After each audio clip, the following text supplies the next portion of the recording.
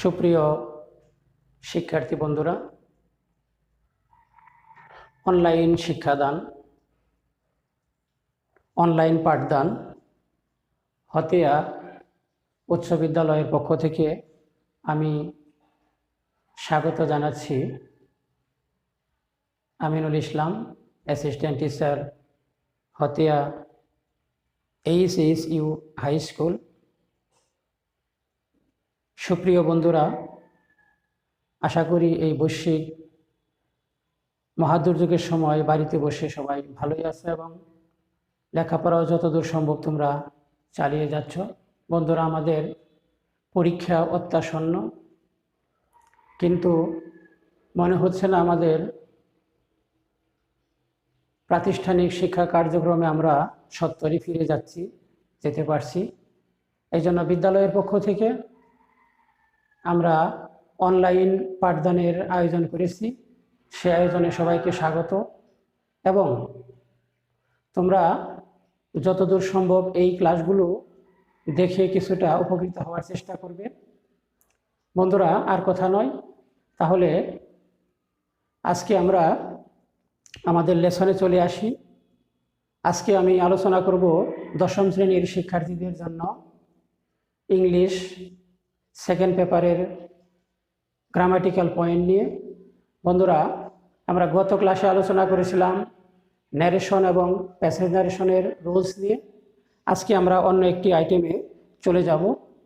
তোমরা যারা এই ক্লাসটি এই মুহূর্তে দেখছো, তোমরা কাগজ এবং কলম হাতে নিয়ে বসো, যাতে প্রয়োজনীয় কোনো তথ্য লিখে নিতে পারো। তাহলে বন্ধুরা, আর কথা নয়, চলে আসি আমরা সরাসরি আমাদের আলোচনায়।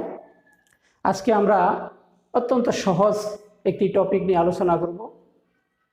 বন্ধুরা, লক্ষ্য করো, আজকে আমরা আলোচনা করব ট্যাগ কোশ্চেন নিয়ে। ট্যাগ কোশ্চেন সম্পর্কে তোমাদের পূর্ব থেকেই মোটামুটি ধারণা আছে। তারপরেও যারা একেবারেই নতুন ট্যাগ কোশ্চেনে, তাদের জন্য একটু স্মরণ করিয়ে দেই যে ট্যাগ শব্দটি অর্থ কী। ট্যাগ শব্দ হচ্ছে কোনো কিছুর সাথে জুড়ে দেয়া বা আটকিয়ে দেয়া, এরকম। আমরা অনেক সময় লক্ষ্য করি যে বাড়িতে কিংবা অফিসে বিভিন্ন কাগজপত্র, দলিল, দস্তাবেজ একত্রে রাখার জন্য কোনায় ছিদ্র করে এক ধরনের লেজ বা ফিতে দিয়ে এগুলো আটকিয়ে রাখা হয়। এক ধরনের সুতো ব্যবহার করা হয়। এই সুতা বা ফিতাটাকে বলা হয় ট্যাগ। ওই ট্যাগের কাজ হচ্ছে কোনো কিছু গেঁথে রাখা বা আটকিয়ে রাখা।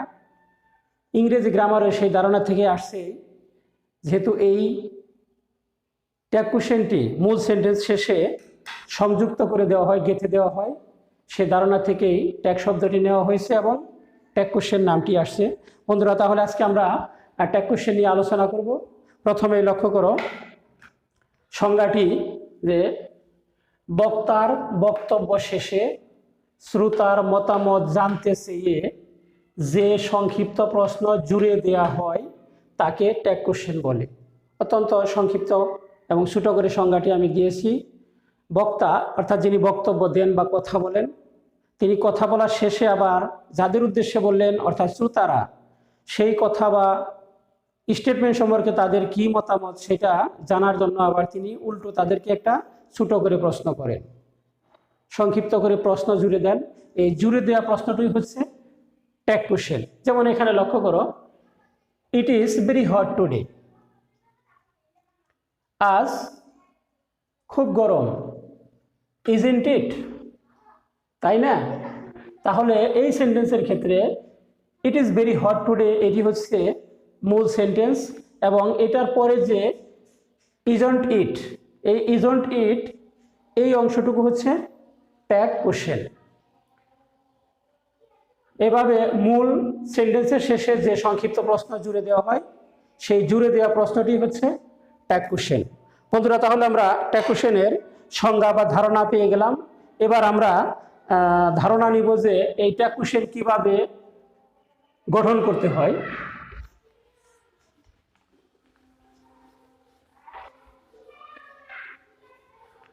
যদি আমরা ট্যাগ কোশ্চেন গঠন করতে চাই বন্ধুরা, তাহলে আমাদের প্রথমেই কিছু তথ্য মনে রাখতে হবে। যেমন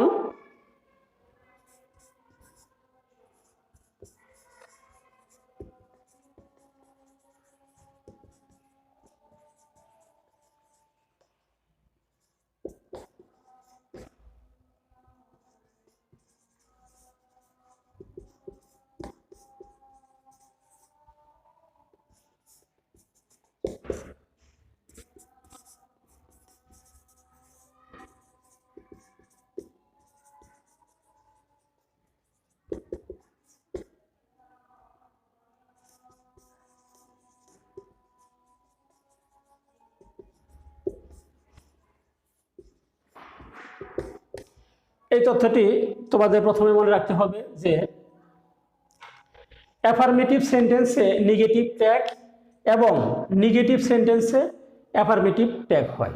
আমরা যখন ট্যাগ কোশ্চেন গঠন করব, এটা আমাদের শুরুতেই মনে রাখতে হবে যে আমাদের যে প্রদত্ত সেন্টেন্সটি থাকবে, যে সেন্টেন্সটি দেওয়া থাকবে, সেটা যদি অ্যাফার্মেটিভ থাকে তাহলে আমাদের তার নেগেটিভ ট্যাগ গঠন করতে হবে, এবং যদি প্রদত্ত সেন্টেন্সটি, যে সেন্টেন্সটি দেওয়া থাকবে, সেটা যদি নেগেটিভ থাকে আমাদের সেক্ষেত্রে অ্যাফার্মেটিভ ট্যাগ গঠন করতে হবে। এই তথ্যটি আমাদের অবশ্যই মনে রাখতে হবে বন্ধুরা।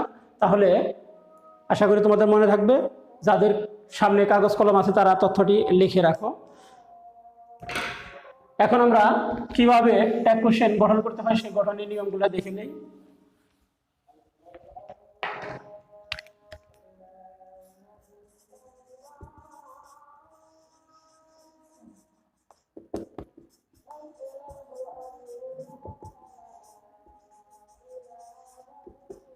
ট্যাগ কোশ্চেন গঠনের নিয়মগুলো আমরা আজকে এখন দেখব।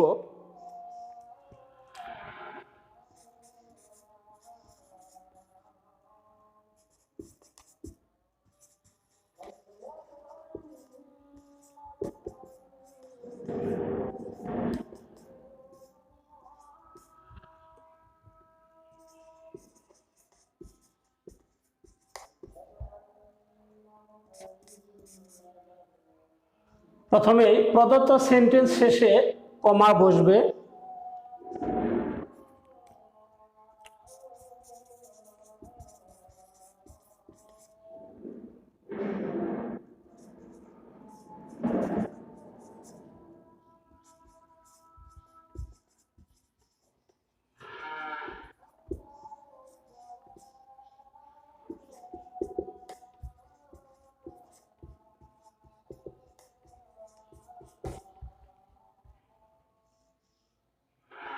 ট্যাগ গঠনে প্রথমে আমাদের যে কাজটি করতে হবে সেটি হচ্ছে প্রদত্ত সেন্টেন্সের যে হেল্পিং ভার্ব থাকবে সেই হেল্পিং ভার্বটি বসবে।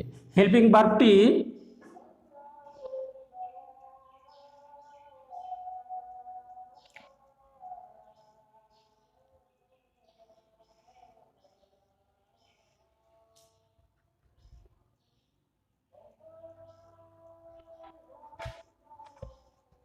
হেল্পিং ভার্ব না থাকলে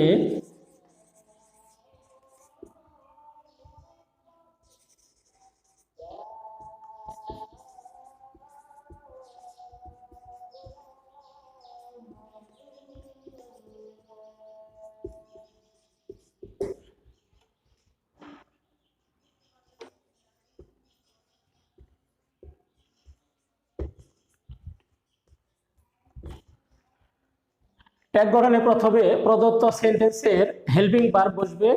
যদি হেল্পিং ভার্ব না থাকে তাহলে সেক্ষেত্রে আমাদের সাবজেক্ট, টেন্স ও নাম্বার অনুসারে ডু, ডাজ, ডিড বসবে।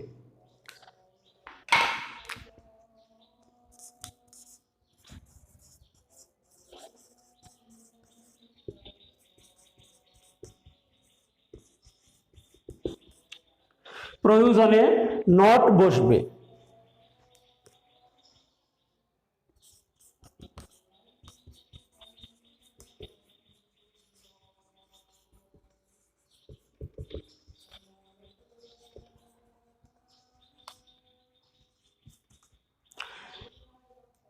হ্যাঁ, প্রয়োজনে নট বসবে। প্রয়োজন কখন হবে সেটা নিয়ে আলোচনা করতেছি একটু পরে। লক্ষ্য করো, হেল্পিং ভার্ব প্লাস নট মিলিতভাবে শর্ট ফর্ম হবে।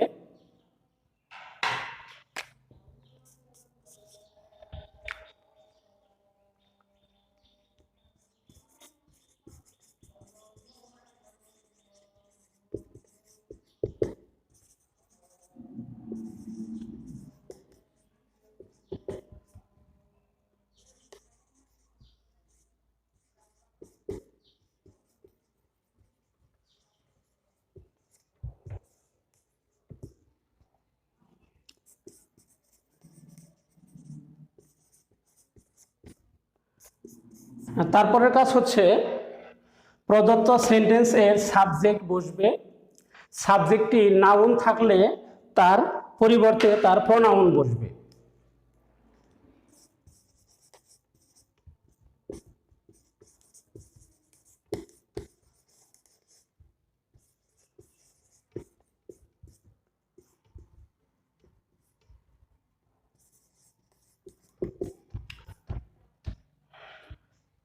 সবশেষে প্রশ্নবোধক চিহ্ন বা নোট অফ ইন্টারোগেশন বসবে।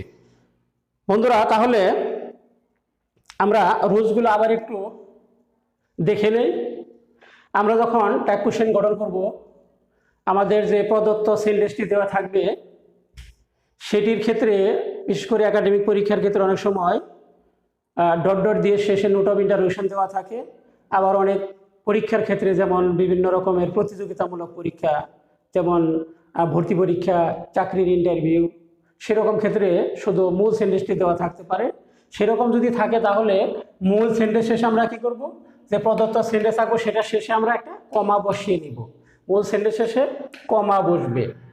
তারপরে কাজ হচ্ছে ট্যাগ গঠন করার জন্য প্রথমে সেন্টেন্সের হেল্পিং ভার্ব বলবে, অর্থাৎ যে সেন্টেন্সটি আমাদের দেওয়া থাকবে সেটির যে হেল্পিং ভার্ব থাকবে সেই হেল্পিং ভার্ব আমরা ব্যবহার করব। আর হেল্পিং ভার্ব যদি না থাকে সেক্ষেত্রে আমরা সাবজেক্ট, টেন্স ও নাম্বার অনুসারে ডু, ডাস, ডিড ব্যবহার করব। আমার মনে হয় বন্ধুরা সবার জানা আছে যে কোথায় ডু, ডাস, ডিড বসবে সেটি। তারপরে আমি আবার একটু মনে করিয়ে দিচ্ছি, তোমাদের মনে আছে যে আমাদের যে 3টি টেন্সের 12টি ফর্ম আছে, সেই ফর্মগুলোর মধ্যে 2টি ফর্ম আছে, যেমন প্রেজেন্ট ইনডেফিনিট, পাস্ট ইনডেফিনিট। এই দুটো টেন্সের ক্ষেত্রে কোনো হেল্পিং ভার্ব নাই। তো এই দুটো টেন্সের ক্ষেত্রে যখন আমরা দেখব যে প্রদত্ত সেন্টেন্সে কোনো হেল্পিং ভার্ব নাই, সেক্ষেত্রে আমরা ব্যবহার করব প্রেজেন্ট ইনডেফিনিট থাকলে, যদি সাবজেক্ট থার্ড পারসন সিঙ্গুলার না থাকে সেক্ষেত্রে আমরা ডু ব্যবহার করব। অর্থাৎ প্রদত্ত সেন্টেন্সের সাবজেক্টের পরে যদি যে ভার্বটি থাকবে, ভার্বের পরে যদি এস বা এস না থাকে তাহলে আমরা সেরকম ক্ষেত্রে ডু ব্যবহার করব। আর যদি থার্ড পারসন সিঙ্গুলার নাম্বার থাকে সাবজেক্টটি, অর্থাৎ প্রদত্ত সেন্টেন্সের ভার্বের সাথে এস বা এস যুক্ত থাকে, সেক্ষেত্রে আমরা ডাস ব্যবহার করব। তাহলে প্রেজেন্ট ইনডেফিনিট ক্ষেত্রে ডু এবং ডাস হয়ে গেল। তারপরে ডিড আমরা পাস্ট ইনডেফিনিট টেন্সের ক্ষেত্রে যে কোনো সাবজেক্টই থাক না কেন সেক্ষেত্রে আমরা ডিড ব্যবহার করব। তাহলে ডু, ডাস, ডিড কোথায় বসবে সেটা আমরা জেনে নিলাম। প্রয়োজনে নট বসবে। প্রয়োজনটা কখন হবে আমরা একটু আগে জেনেছি যে আমাদের প্রদত্ত সেন্টেন্সটি যদি অ্যাফার্মেটিভ থাকে তাহলে আমাদের নেগেটিভ ট্যাগ করতে হবে। তাহলে যখন আমাদের ট্যাগটি নেগেটিভ করতে হবে তখন আমরা বুঝবো আমাদের এখানে নট প্রয়োজন। সেক্ষেত্রে আমরা হেল্পিং ভার্বের সাথে নট যুক্ত করব এবং সেই নট এবং হেল্পিং ভার্ব এবং নট মিলিতভাবে শর্ট ফর্ম হবে। শর্ট ফর্মের একটা সব তোমাদের বইতে দেওয়া আছে, সেখান থেকে সবগুলো শর্ট ফর্ম দেখে নেবে যাতে তোমাদের সহজে শিখতে পারো এবং ভুল না হয়। যাই হোক, তাহলে হেল্পিং ভার্ব এবং নট মিলিতভাবে শর্ট ফর্ম হবে। তারপরের কাজটা কি, প্রদত্ত সেন্টেন্সের যে সাবজেক্ট থাকবো সেই সাবজেক্টটি বসাইতে হবে। সাবজেক্টে যদি নাউন থাকে, অর্থাৎ কোনো নাম যদি থাকে, সেক্ষেত্রে আমরা নাউন বা নাম না বসিয়ে ওই নাউন বা প্রনাউনের ক্ষেত্রে কি প্রনাউনটি প্রযোজ্য হবে সেটা খেয়াল করে নাউনের পরিবর্তে আমরা প্রনাউন ব্যবহার করব। সবশেষে আমরা ব্যবহার করব নোট অফ ইন্টারোগেশন বা প্রশ্নবোধক চিহ্ন।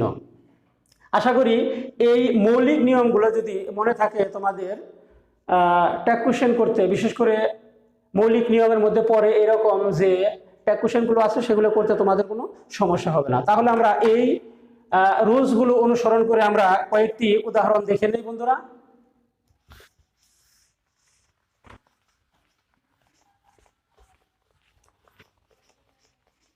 এবার লক্ষ্য করো, কিছু উদাহরণ দেখতেছি আমরা।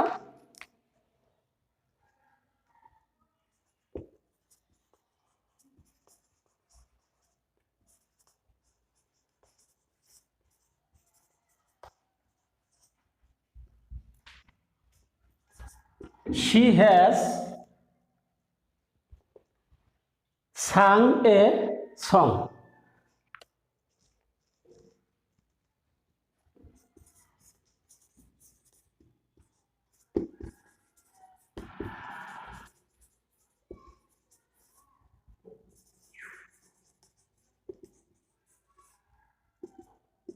Rafi is not reading attentively.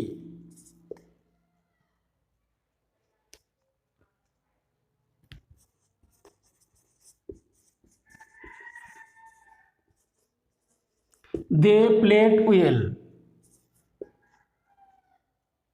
এই যে সেন্টেন্সগুলো লক্ষ্য করো এবং তোমরা লিখেও নিতে পারো।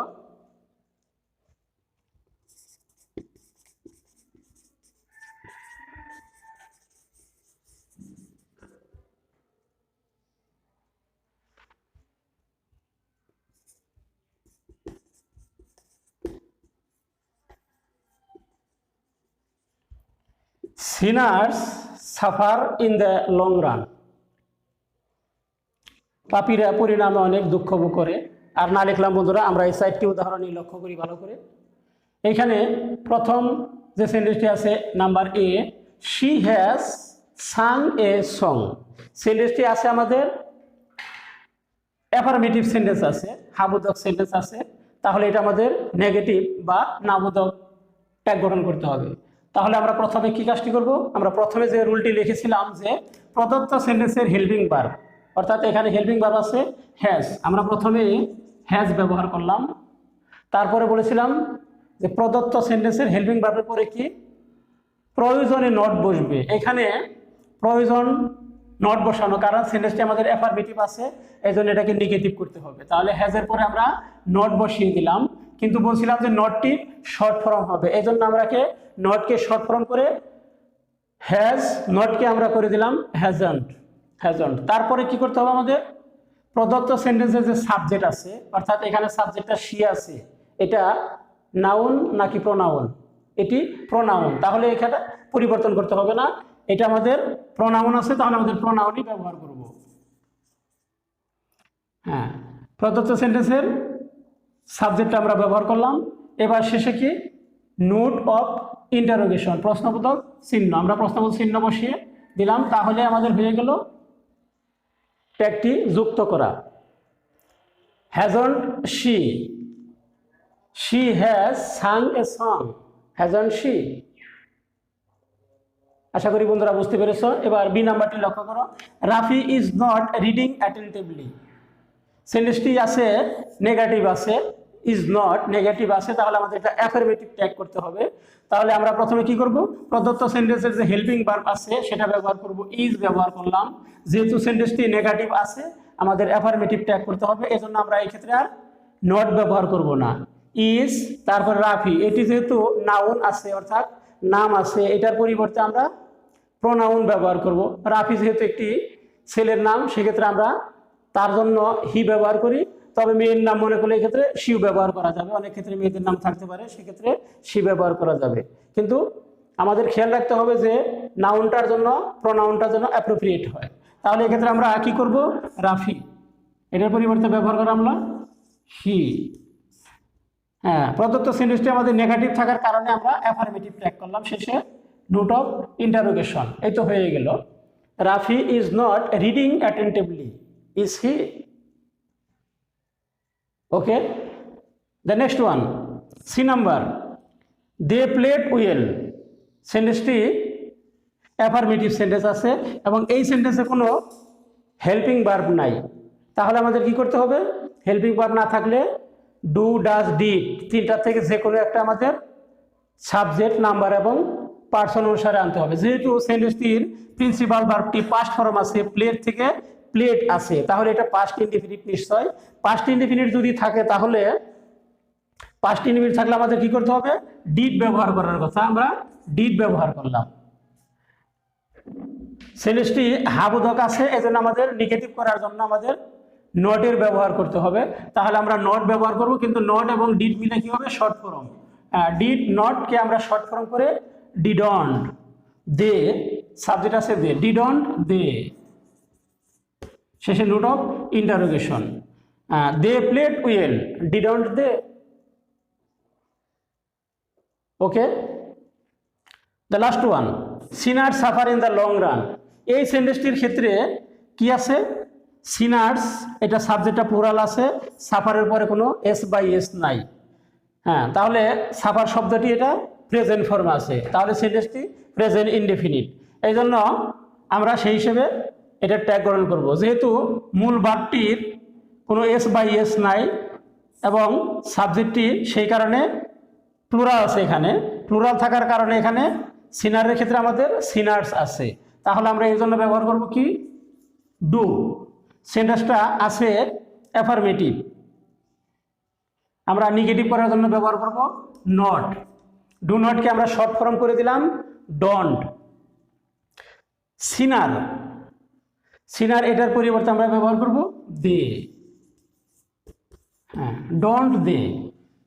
সিনার suffer in the long run, don't they. বন্ধুরা, আশা করি এই মৌলিক নিয়মগুলো তোমরা বুঝতে পেরেছ